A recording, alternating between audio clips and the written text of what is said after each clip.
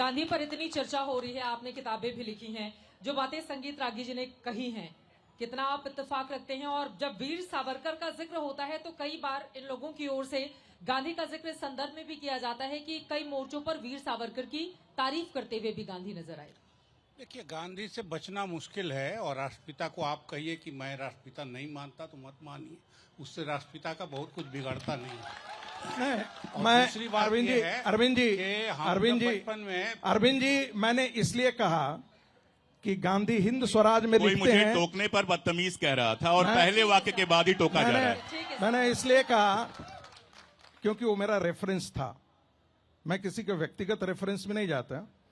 मैंने इसलिए कहा कि गांधी ने हिंद स्वराज में लिखा India is an ancient nation, और दो तर्क बड़े उन्होंने भाई कहा। सुन, आप कितना फॉलो करते हैं और आपकी आइडियोलॉजी कितना? अरे भाई, मेरी आइडियोलॉजी की क्या है? मैं तो कह रहा हूँ गांधी ने क्या इसको एंशिएंट नेशन बोला या नहीं बोला? उनकी बात हो जाए। गांधी हिंद स्वराज की पॉलिटिक्स नहीं कर रहे थे, ये आपको भ्रम होना चाहिए। क्यों हमें भ्रम होना चाहिए? सुन तो लीजिए सर, हमने तो ये कभी नहीं कहा कि गांधी हिंद स्वराज। सुन तो लीजिए, उनकी बात हो जाए, वो बहुत देर से गांधी जो है, मैं जो पढ़ रहा हूँ अभी, ये बोल रहे हैं इनको गांधी समझ में आ जाए तो मेरे लिए गंगा नहाना हो जाएगा।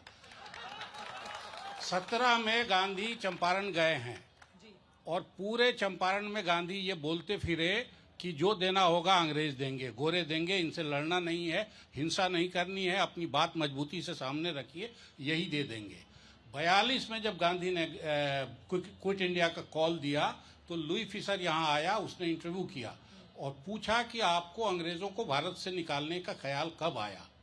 गांधी ने कहा, जब मैं चंपारण में था तो मेरे दिमाग में ये साफ हो गया कि अंग्रेजों को भारत में रख के यहाँ का काम नहीं चलेगा।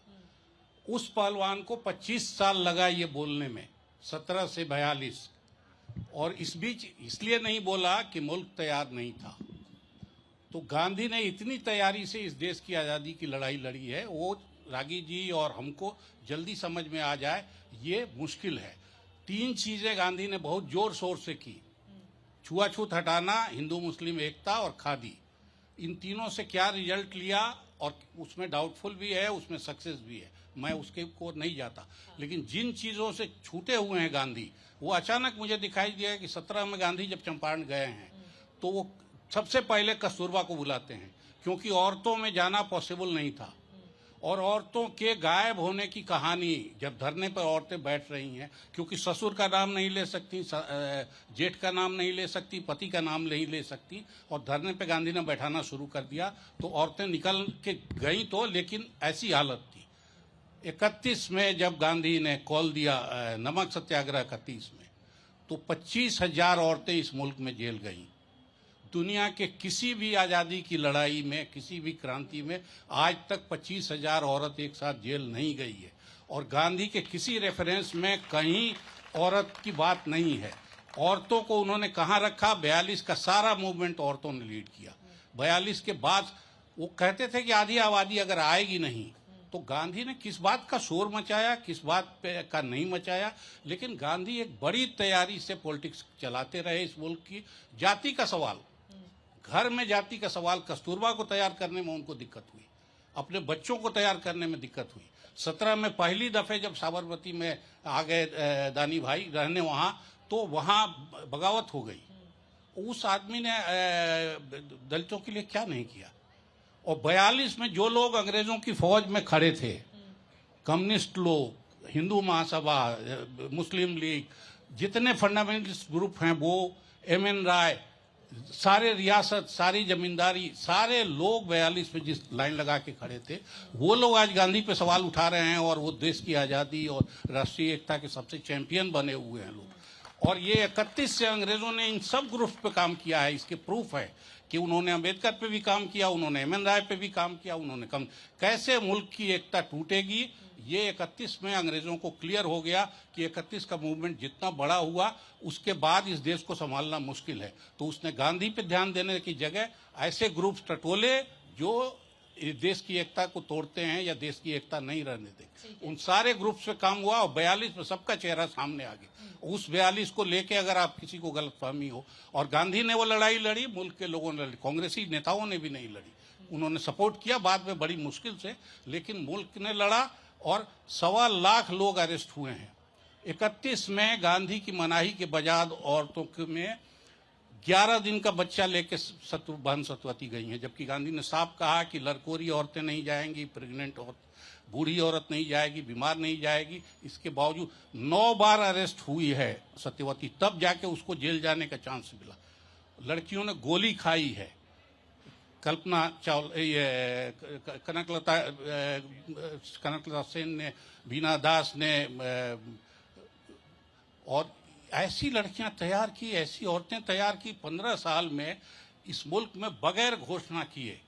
गांधी की इमेज बनी है आर्ट विरोधी। मैं जब इस कोरोना पीरियड में पढ़ रहा था, मुझे लगा इस आदमी के साथ अन्याय है, और सिर्फ चीजें जुटा दी तो 200 पन्ने की किताब बन गई। वो पहली किताब आर्ट पे। आप कहते हैं गांधी ओवररेटेड हैं, गांधी लोगों ने पढ़ाई नहीं है और गांधी को समझा ही नहीं, गांधीवादियों ने भी नहीं समझा है। गांधी जब सावरकर की तारीफ करते हैं तो फिर उसका जिक्र क्यों नहीं उस तरह से दूसरे पक्ष की ओर से लिया जाता है? अच्छा, जब वो जेल में बंद थे, अरविंद जी से ही सवाल है, फिर मैं इनके पास आऊंगी, बहुत देर से हमारे साथ है।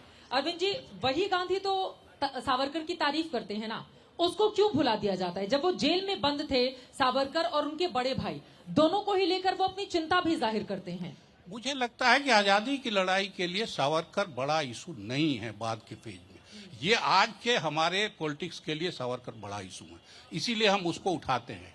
जिन लड़कियों का मैंने जिक्र किया, 500 चिट्ठी है एक लड़की के लिए कि तुम्हारे मासिक धर्म में दिक्कत हो रही है तो गर्म पानी से सिंचाई करो, तुमको कैसे साफ सुथरा रहना है, वहां से लेके। और मुल्क की आजादी की लड़ाई में जब नोआखाली में कोई नहीं है तो सारी औरतें उनके आसपास, आप लिस्ट देख लीजिए, सारी औरतों को साथ लेके चलते हैं।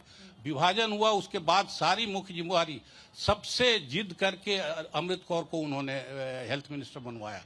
एम्स आज उस औरत की देनदारी है। उसने अपना घर दे दिया शिमला का लोगों के रिक्रिएशन के लिए, और अपने पास रहने का घर नहीं था तो वो कहाँ जाएगी मंत्री होने के बाद, तो नेहरू ने उसको घर दिया।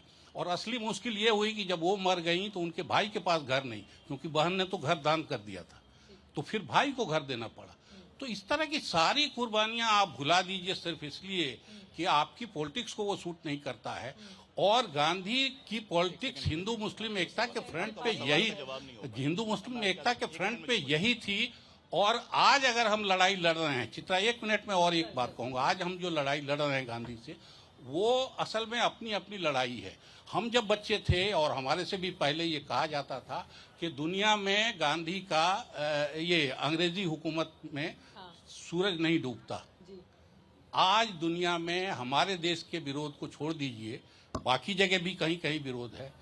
दुनिया के लगभग सारे देशों में गांधी की मूर्ति लगी है, और गांधी की मूर्ति वाले देशों में सूरज कभी नहीं डूबता है और कभी नहीं डूबेगा, ये आप मान लीजिए।